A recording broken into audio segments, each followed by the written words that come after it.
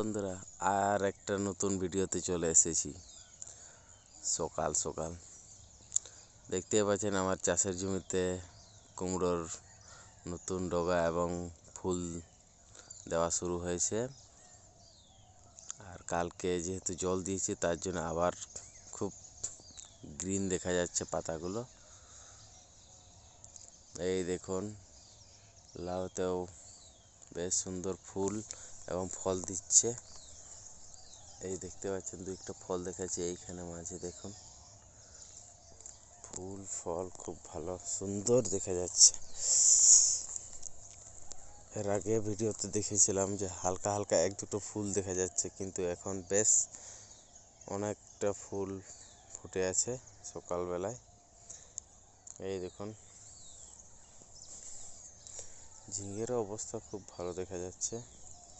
তারপর দেখাচ্ছি আপনাদেরকে করলা। করলা বেশ সুন্দর।